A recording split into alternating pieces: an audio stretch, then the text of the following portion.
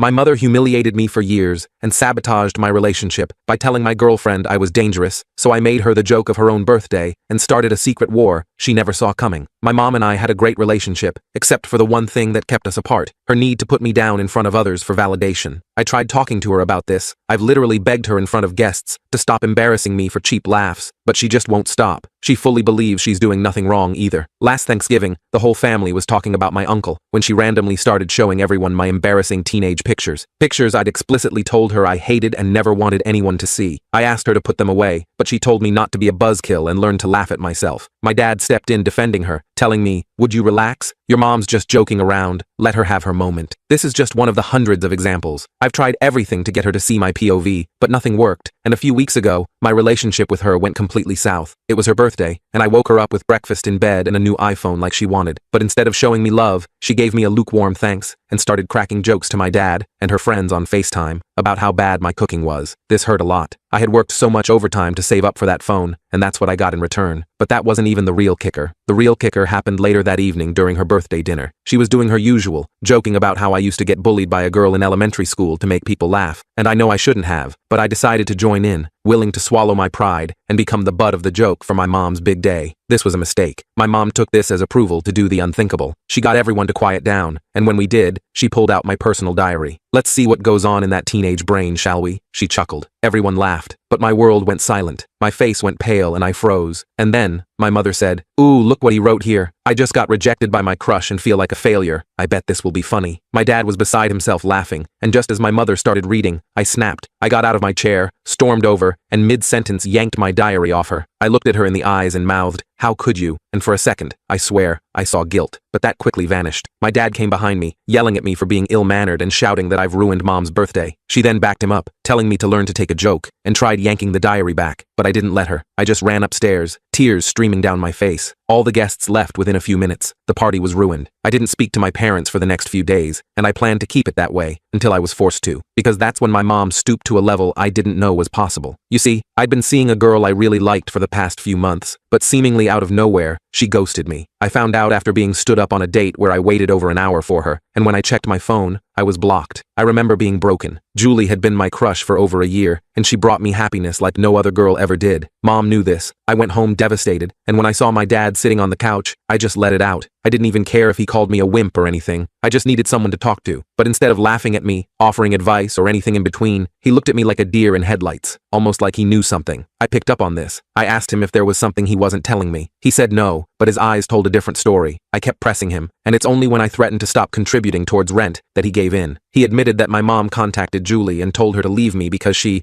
feared for Julie's safety. She told Julie I was dangerous, had anger issues, and made up disgusting lies about how I like to tell my mom the graphic details of what I do in bed with girls. She hammered down on this last point, embarrassing me and making me out to be a freak. My mom put on the waterworks in front of Julie, who became so scared of me, she just decided to never speak to me again. I went blind with rage when my dad told me. I stormed up to my room, where I kept exactly what I needed in case my mom ever took it too far. My dad kept asking me not to be mad, making excuses for her and saying I can win Julie back. But I wasn't planning on being mad. I was planning on making her pay. And when my dad saw what I was holding, he asked me to please be civil and think about this. But the time to be civil was over. Fast forward to next week, I was hosting a redemption birthday party for my mom to make up for ruining her real one. It was going great, until I got everyone's attention. I saw my dad start to sweat because he knew what was coming, but I had threatened him into staying silent. I brought everyone's attention to the TV, telling everyone my mom had been working on a project she wanted to show everyone. She had a confused, borderline worried look on her face, but I just smiled at her and mouthed at her, "Don't be a buzzkill." I then plugged in my USB drive. A USB drive filled with hundreds of embarrassing videos of her, all taken by me, all in the event that I needed to use them one day. There were videos of her getting cake smashed, screaming, raging about how the TV won't work, punching a wall because she ran out of ice cream, and many more embarrassing things. Guests erupted in laughter. I did too. But then, as I looked over at my mom, she wasn't just mad. She had steam coming out of her ears. And in that moment I knew I was gonna regret what I did. My mom didn't say anything while the video was playing or after, and actually just nervously laughed along, but I could tell by her tone during the rest of the day, she was mad. Everyone talking about the videos made her anger even funnier. However, the party eventually ended, and afterwards, I felt a mixture of satisfaction and dread. Everyone had left pretty quickly after my little video presentation, mostly mumbling awkward goodbyes without looking at any of us directly. I stayed in the living room, staring at the blank TV screen where my mom's embarrassing moments had just played. The silence that followed felt heavy. It didn't last long. Mom cornered me in the kitchen when I tried to escape to my room. Her face was this weird combination of pale and blotchy red at the same time. I'd never seen her look so angry. "You've crossed a line," she hissed, keeping her voice low even though everyone had left. "You think you're clever? You have no idea what you've started." I wanted to say something profound or cutting, but all I managed was, "You crossed the line first, with Julie." She gave me this look that honestly sent a chill down my spine, then walked away without another word. I stood there for a good 5 minutes, just trying to process what had happened. That's when I realized this wasn't over, not by a long shot. The next morning I came downstairs to find Dad eating breakfast alone. I grabbed some cereal and tried to act normal, hoping maybe we could just move past everything. "Your mother cried herself to sleep last night," he said after a few minutes of uncomfortable silence. My spoon froze halfway to my mouth. "Dad, do you have any idea what she did to me? To my relationship?" He just shook his head. "All I know is you humiliated her in front of all her friends. That video was cruel. And reading my private diary out loud wasn't?" I shot back. Dad sighed that deep, disappointed sigh that parents have somehow perfected. "You're an adult now. You need to be the bigger person." I wanted to argue more, but something in his expression stopped me. He looked tired, defeated almost. For the first time,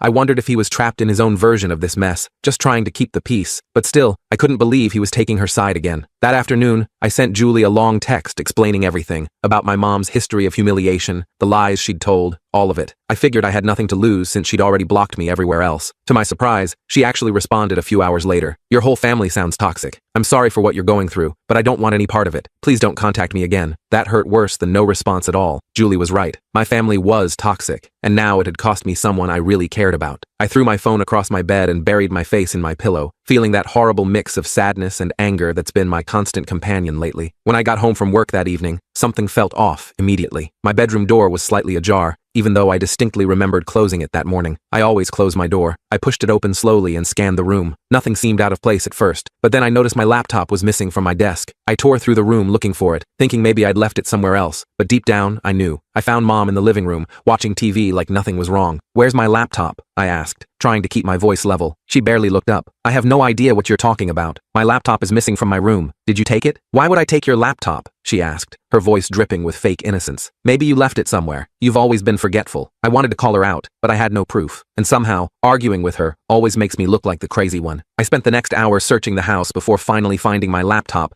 tucked behind some boxes in the storage closet. I immediately checked to see if anything had been accessed, but couldn't tell for sure. That weekend, I installed a lock on my bedroom door. Dad saw me doing it and just shook his head, but didn't try to stop me. Mom made some comment about how only people with things to hide need locks, but I ignored her. I decided to reach out to my Aunt Lisa, my mom's sister. She's always been the more reasonable one in the family, and I thought maybe she could talk some sense into Mom. We met for coffee at a place near her house. "I understand you're upset," she said, after I explained everything that had happened. "But families should work these things out privately. The video was taking it too far." "Did you hear the part about her destroying my relationship?" I asked, feeling my frustration rise. "Or reading my diary out loud to her friends?" Aunt Lisa shifted uncomfortably in her seat. "Your mother can be difficult, but she's still your mother." I left feeling even more alone than before. It was becoming clear that Mom had already spread her version of events through the family grapevine. In her telling, I was sure the diary incident was just a harmless joke, and I was the villain who humiliated her for no reason. The following Tuesday, I got a frantic call from my friend Zach. "Dude, did you post those weird childhood photos on your Instagram?" he asked. My stomach dropped. "What photos?" "There's like a dozen pictures of you as a kid in some Superman underwear and stuff. One looks like you wet the bed. People are commenting like crazy." I nearly crashed my car pulling over to check my phone. Sure enough, there they were. Humiliating childhood photos I didn't even know existed, posted to my account with captions like, "Throwback to simpler times," and "Some things never change." I deleted them immediately, hands shaking with rage and embarrassment. It took me less than 5 seconds to figure out who was responsible. Mom had obviously found my password somehow. I spent the next hour changing passwords on every account I had and setting up 2-factor authentication on everything. That night, I confronted her directly. "The Instagram photos? Really? That's your response?" She gave me a little smile that didn't reach her eyes. "I don't know what you're talking about, but if something happened with your social media, maybe it was just giving you a taste of your own medicine." "I want a truce," I said, trying to be the mature one. "This has gone far enough on both sides." "Oh, now you want peace?" She laughed. "After what you did? I don't think so, honey. You started this war." That night, I packed up my most personal belongings, journals, keepsakes, important documents, and took them to my friend Alex's apartment for safekeeping. I didn't tell him exactly why, just that I was doing some spring cleaning. I couldn't risk leaving anything else for her to find and use against me. Friday night, we were all at the dinner table in painfully awkward silence. I decided to try one more time to have a rational conversation. "Can we please just talk about boundaries?" I asked, keeping my voice calm. "This situation is getting out of control." Before Mom could respond, Dad jumped in. "I think we all need to calm down and move past this.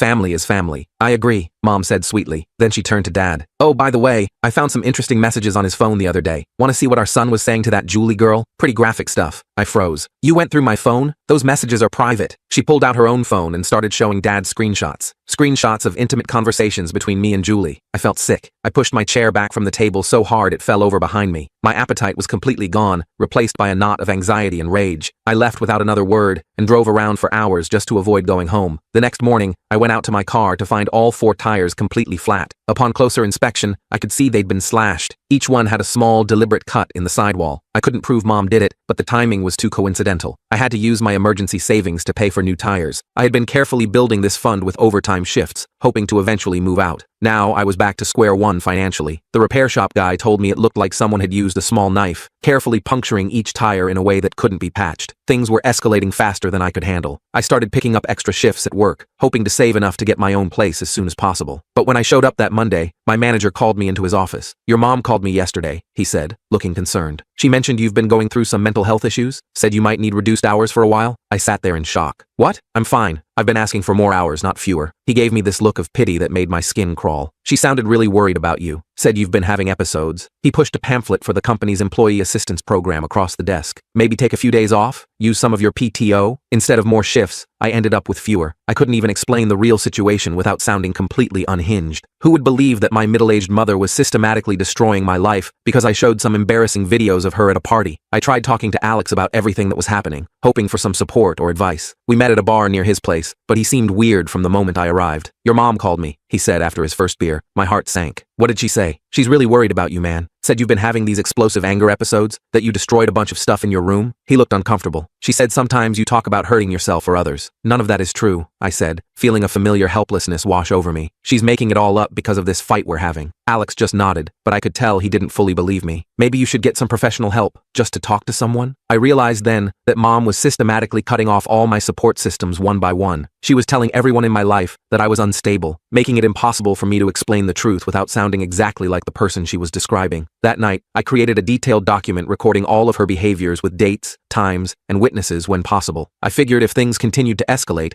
I might need evidence of what was really happening. I password protected the file and saved it to a cloud drive she couldn't access. Somehow, Dad found out about my document. He confronted me in the garage as I was coming home from work. Your mother found out you're keeping some kind of list about her, he said, looking genuinely upset. Are you building a case against your own family? What's wrong with you? How did she even know about that? I asked, though I already suspected she'd somehow monitored my computer activity. That's what you're concerned about? Not the fact that you're documenting your mother's behavior like she's some kind of criminal? The tension at home became unbearable after that. Mom would enter rooms and immediately leave if I was there. Dad barely spoke to me. I felt like I was living with strangers who hated me. I decided to stay with my cousin Rachel for a few days just to get some space. She lived about 30 minutes away and had always been pretty cool. She agreed immediately when I asked, saying I could crash on her couch for as long as I needed. I had been there for exactly 2 days when the doorbell rang while Rachel was at work. I opened the door without thinking and found Mom standing there, tears streaming down her face. How could you do this to me? She sobbed, loud enough that I was sure the neighbors could hear, spreading lies about me to the whole family. After everything I've done for you. Rachel's neighbor had come out onto her porch and was watching the whole scene with obvious interest. I tried to close the door, but Mom pushed her way inside. Mom, you need to leave, I said, keeping my voice down. This isn't the place for this conversation. Not the place? She practically shouted. You've turned my own niece against me. What lies have you been telling her? When Rachel got home that evening, she found Mom and me in a standoff in her living room. Mom had refused to leave, saying she needed to clear things up with Rachel directly. She'd spent hours painting me as unstable and vindictive, while I tried to defend myself without making things worse. Rachel looked exhausted as she asked, "Can you both please just go? I don't want to get involved in this family drama." But I started to protest. "I'm sorry," Rachel cut me off. "I can't have this in my house. Whatever's going on between you two needs to be worked out somewhere else." I packed my few belongings while Mom stood in the doorway with a satisfied expression. I had lost another safe place. When I returned home, I discovered Mom had gone through the remainder of my possessions under the guise of organizing my room. Several sentimental items were damaged. A model ship I'd built with my grandfather had pieces broken off, and pages were missing from my high school yearbook. Nothing that looked deliberate enough to prove malice, but I knew. That's when I realized I needed to be smarter about this. Getting angry and reactive wasn't working. It was just making me look exactly like the unstable person she was describing to everyone. I needed to be strategic. I ordered a small security camera disguised as a charging clock and set it up in my bedroom. The footage uploaded directly to a secure cloud account. If she was going to go through my things, at least I'd have proof. Somehow, she figured it out within days. I came home to find Dad waiting for me, arms crossed. "Your mother found a camera in your room," he said sternly. "You're spying on your own family now?" "I'm not spying on anyone," I replied. "I'm trying to protect my personal space from invasion." "This is our house," Dad said, his voice rising. "We don't need your permission to enter any room under our roof. Your mother feels violated by this. If you can't respect our privacy, maybe you should find somewhere else to live." The irony of him talking about privacy while defending Mom's right to go through my personal belongings was almost laughable. "Almost. Remove the camera today," he said firmly, "or we'll have a more serious conversation about your living situation." I took down the camera but didn't give up. I needed allies, evidence, and ultimately, a way out of this house for good. I tried one last time to reach out to Julie. I sent her screenshots of conversations where Mom had mentioned contacting her, hoping it would prove I wasn't making things up. The response came from someone else. "This is Amber, Julie's roommate. She asked me to tell you to stop contacting her. Your constant messages are freaking her out. She doesn't want to be part of your family drama." I stared at the message for a long time. From Julie's perspective, I probably did seem obsessive and weird. First my anger issues that Mom had told her about, then these desperate messages trying to explain everything. I had to accept that relationship was destroyed beyond repair, another casualty in this war I never wanted. The next week, a family dinner was scheduled at my aunt and uncle's house. I decided to go, hoping that in a public setting, things might stay civil. Maybe some semblance of normalcy could be salvaged. I should have known better. Mom spent the entire dinner making pointed remarks about ungrateful children and how some people don't appreciate their parents until it's too late. Every comment was carefully constructed to seem innocent to others while sending a clear message to me. No one else seemed to notice the tension, or if they did, they ignored it. I excused myself early, claiming a headache. As I was leaving, my cousin Mike followed me out to my car. "Hey, is everything okay between you and your mom?" he asked. Things seemed weird in there. I hesitated, unsure how much to share. "We're going through some stuff right now. It's complicated." Mike nodded thoughtfully. "Look, I don't want to get in the middle of anything, but Aunt Karen has always been kind of a manipulator. Everyone in the family knows it, but we've all just learned to live with it." I felt a sudden rush of validation, hearing someone else acknowledge what I'd experienced my whole life. "Why doesn't anyone ever say anything?" I asked. Mike shrugged. "It's easier not to rock the boat, I guess. When people have tried in the past, it never ends well for them." He gave me a sympathetic pat on the shoulder. "Just be careful, okay? She doesn't fight fair." That conversation with Mike was a turning point. For the first time, I understood that I wasn't crazy or oversensitive. Other people had seen Mom's behavior too. They just chose the path of least resistance. Later that week, I was in the kitchen when I overheard Mom on the phone in the next room. I froze when I heard my name. "I'm really worried about him," she was saying, her voice dripping with concern. "His behavior is becoming increasingly erratic. The anger outbursts, the paranoia. I'm afraid he might be becoming unstable." I quietly pulled out my phone and started recording, stepping closer to the doorway. "No, we haven't had him evaluated yet, but I'm thinking it might be necessary soon. His father and I are at our wits' end. We're walking on eggshells in our own home." Every word was a calculated lie, but delivered with such convincing emotion that anyone would believe her. I kept recording until she hung up, then saved the file to my secure cloud account. Evidence. I started applying for apartments that week. I found a small one-bedroom across town that was just within my budget. The application process went smoothly, and the landlord seemed ready to approve me. Then she called and said there had been a concerning phone call about me, and she didn't feel comfortable renting to someone with those kinds of issues. Mom had somehow found out about my application and sabotaged it. I was running out of options and beginning to feel genuinely trapped. That night, I decided to confront Dad privately. I caught him alone in the garage where he was working on his car, something he often did to escape the tension in the house. "Dad, we need to talk about what Mom's doing," I said, closing the garage door behind me. "She's actively trying to destroy my life now. She got me rejected from an apartment today." Dad sighed and put down his wrench. He suddenly looked much older than his 57 years. "Your mother, she has her ways of dealing with things." "This isn't dealing with things," I argued. "This is systematic destruction of my relationships, my reputation, my independence. Don't you see how wrong this is?" He was quiet for a long moment. "Of course I see it," he finally said, his voice barely above a whisper. "I've seen it for 30 years. The admission hit me like a physical blow. Then why don't you stop her? Why do you always take her side?" "Because it's easier," he said simply. "Because when I don't, she does the same things to me that she's doing to you now. I learned a long time ago that opposing her directly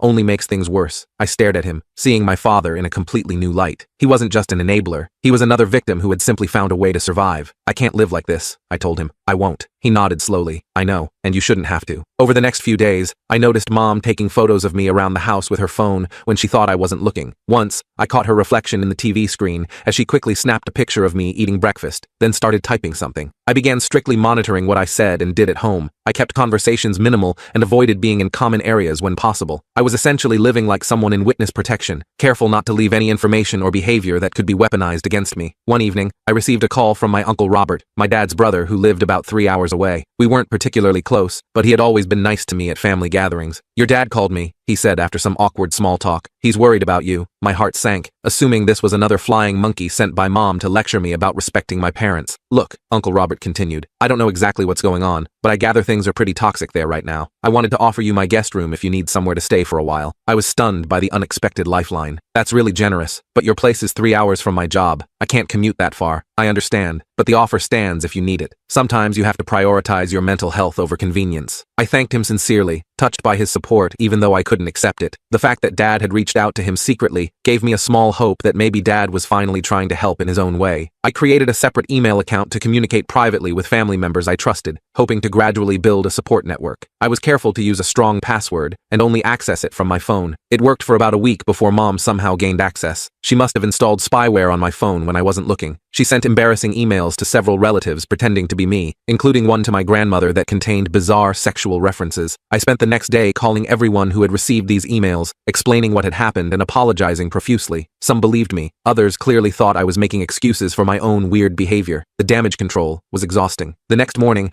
I came downstairs to find Mom at the kitchen table, sorting through a pile of mail, my mail. Several envelopes were already opened. What are you doing? I demanded. Those letters are addressed to me. She barely looked up. I'm just making sure you didn't miss any important bills. You've been so distracted lately. I gathered up my mail, including the opened envelopes. One was from my doctor, another from my bank. I felt violated all over again. The next day, I rented a P.O. box and filled out change of address forms for all my important mail. I wouldn't put it past her to call the post office and try to reverse it somehow, but at least it was another small step toward independence. Zach invited me out for drinks that weekend, which felt like a much-needed break from the psychological warfare at home. We were having a good time until he suddenly looked uncomfortable. So, your mom came by the store yesterday, he said, not meeting my eyes. Zach worked at an electronics shop in the mall. My stomach dropped. What did she want? She said she was concerned about you, that you've been having a hard time lately and she's worried you might be a danger to yourself or others. He fidgeted with his beer glass. She wanted to know if you'd said anything concerning to me. I closed my eyes, feeling utterly defeated. And what did you tell her? That I hadn't noticed anything unusual, he said. But dude, she was really convincing. If I didn't know you, I might have believed her. I nodded, forcing a smile I didn't feel. Thanks for having my back. But I could see it in his eyes. The seed of doubt had been planted. Zach was now another person looking at me with that mixture of concern and suspicion, wondering if maybe there was some truth to what my mother was saying. The walls were closing in. Every support system I had was being systematically compromised. Everyone I knew was either openly against me or harboring doubts about my stability, and I was still no closer to escaping the toxic environment that was slowly crushing me. I needed a new strategy. I needed allies who understood exactly what I was dealing with. Most of all, I needed a way out that Mom couldn't sabotage. The war was far from over, but I was starting to see that conventional tactics wouldn't work against someone willing to burn everything down, including themselves, to maintain control. After my talk with Zach, I sat in my car in the parking lot for a long time, just staring at nothing. This situation was completely out of control. Mom was systematically turning everyone against me, and I was running out of options fast. I needed to do something different, something she wouldn't expect. The next morning, I called my grandmother, Dad's mom, to see if maybe she could talk some sense into everyone. Grandma Rose had always been pretty no-nonsense, and I hoped she might actually listen to me. Your mother has always been a bit dramatic, Grandma said when I explained the situation, but she's just showing her love in her own way. All mothers embarrass their children sometimes. I nearly hung up right there. Grandma, this isn't normal embarrassment. She read my private diary at her birthday dinner. She called my girlfriend and told her I had violent tendencies. She sabotaged job interviews and apartment applications. Well, I'm sure she's just worried about you making good choices, Grandma replied, clearly not getting it. I took a deep breath and made a decision. Grandma, I have recordings and screenshots. Would you be willing to look at them before you make up your mind? There was a long pause. Bring them over this afternoon, she finally said. I spent the next couple hours organizing my evidence. The recording of Mom lying about me on the phone, screenshots of the fake emails she'd sent pretending to be me, photos of my slashed tires, everything. I even had pictures of my opened mail. When I showed Grandma everything, her face changed. She went from skeptical to confused to genuinely shocked. I had no idea it was this bad, she said quietly. This isn't normal, sweetheart. This isn't how mothers behave. For the first time in forever, I felt validated. Someone actually believed me. Grandma Rose was not one to sit on information. She invited herself to Sunday dinner that weekend and confronted Mom directly at the table. Karen, I've seen the evidence of how you've been treating your son, she said calmly. The sabotage, the invasion of privacy, the lies to his friends. This needs to stop immediately. Mom's face went through about 15 emotions in 2 seconds before settling on victim. Her eyes instantly filled with tears. How could you believe such terrible things about me? I've been nothing but loving and supportive. He's turning everyone against me with these lies. Dad immediately jumped in. Mom, you don't understand what's been happening. He humiliated your daughter-in-law in front of her friends. He's been disrespectful and paranoid. He needs to apologize for upsetting his mother, Dad continued, pointing at me. Either respect your mother or find somewhere else to live. You have 1 week. I looked at Grandma, hoping she'd continue defending me, but she just squeezed my hand under the table. The message was clear. This wasn't a battle we could win right now. That night, I got a text from a number I didn't recognize. "Hey, this is Rachel's cousin Sarah. She gave me your number. Call me when you can." I remembered Rachel mentioning her cousin Sarah a few times, but had never met her. I called the number, curious, but cautious. "Rachel told me what's going on with your mom," Sarah said once I'd introduced myself. "I went through something similar with my mom about 5 years ago. That's why I moved across the country." We talked for almost 2 hours. Sarah explained how her mother had similar controlling behaviors, though not quite as extreme as mom's. She had cut contact completely after her mother tried to get her fired from her job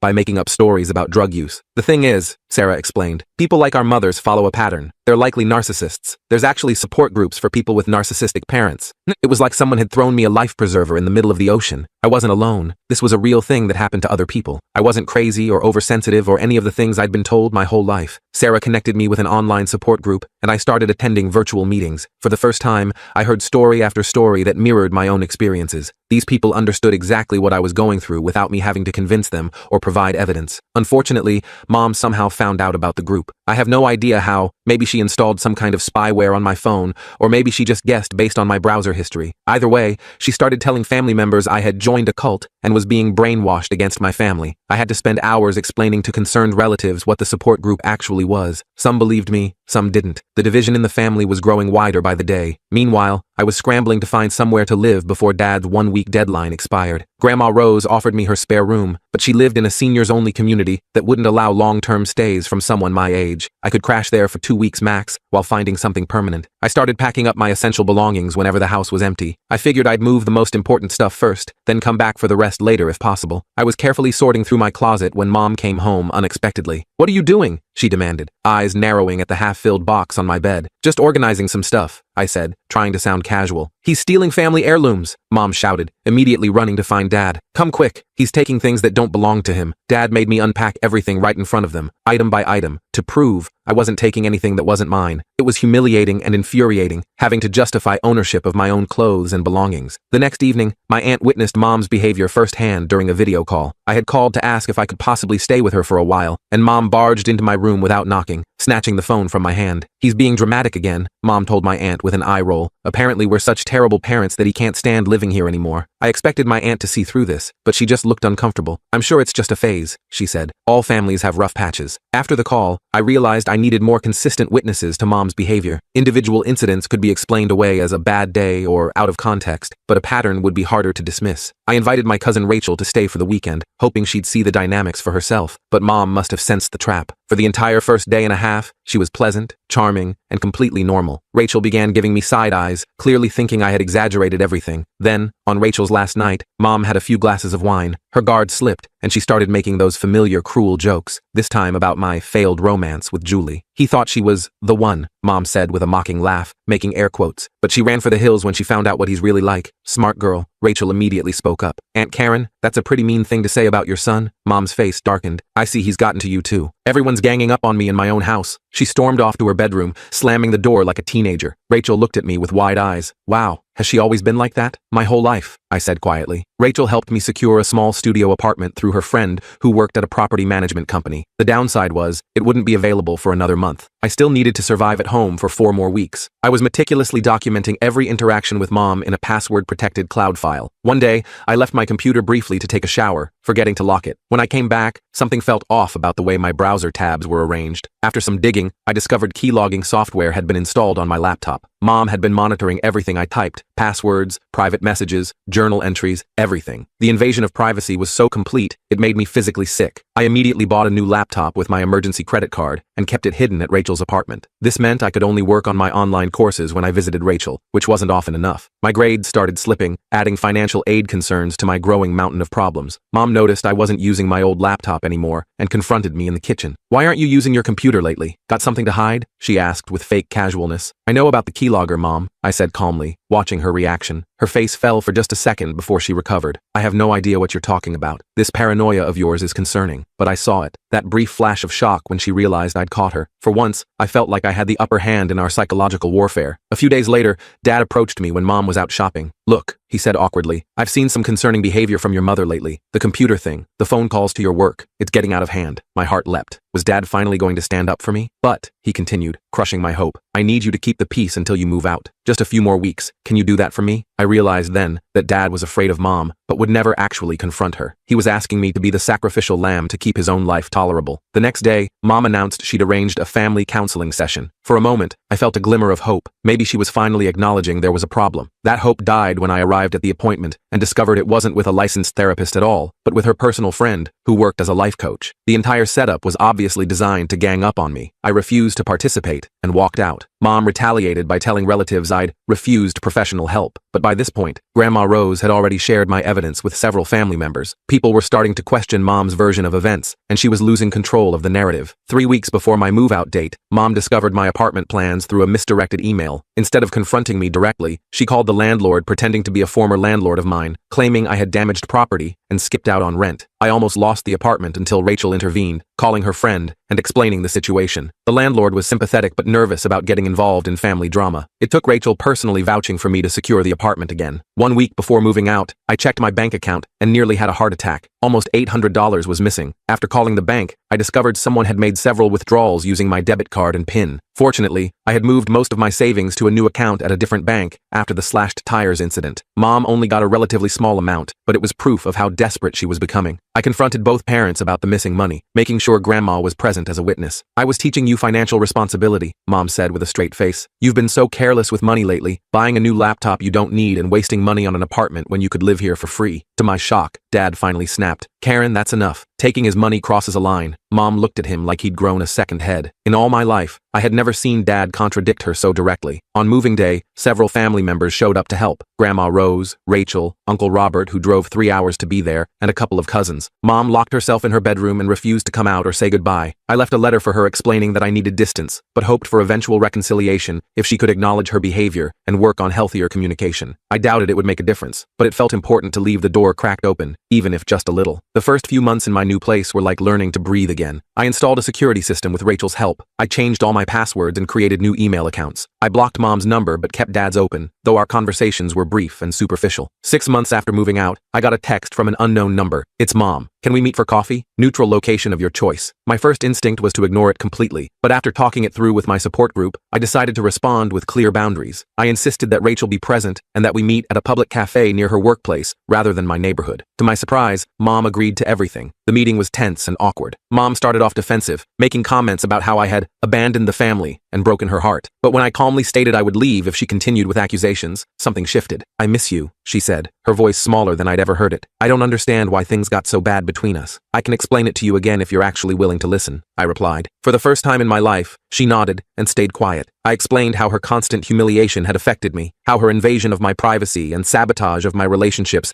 had destroyed my trust. I told her I knew about the keylogger, the bank withdrawals, the calls to my workplace and landlord. She started to deny some of it, then stopped herself. "I thought I was protecting you," she said finally, "but I can see now that I was really just trying to control you." It wasn't a perfect apology. There were still deflections and moments where she tried to justify her actions, but it was the most honest conversation we'd ever had. We've met a few more times since then, always with Rachel or another buffer person present. Mom has started seeing an actual therapist, though I don't know what they discuss. Dad calls more regularly now, and we've managed a few one-on-one lunches without Mom being the center of the conversation. I don't know if we'll ever have what might be considered a normal family relationship. The damage runs deep, and trust rebuilds slowly, if at all. But for the first time, we're interacting as adults, rather than as controller and controlled. Last week, Mom texted to ask if she could see my new apartment. I haven't said yes yet. Some boundaries need to stay firm longer than others, but the fact that she asked, instead of just showing up unannounced, feels like progress. Small, imperfect progress, but progress nonetheless. Whatever happens with my family going forward, I know now that I can trust my own perceptions. I'm not crazy or oversensitive. I deserve respect and privacy. And most importantly, I'm capable of building a life where those things are the norm, not the exception. If she crosses my boundaries again, I won't hesitate to step back, but I'm cautiously optimistic that maybe, just maybe, we've found a way to coexist without constant warfare. Only time will tell.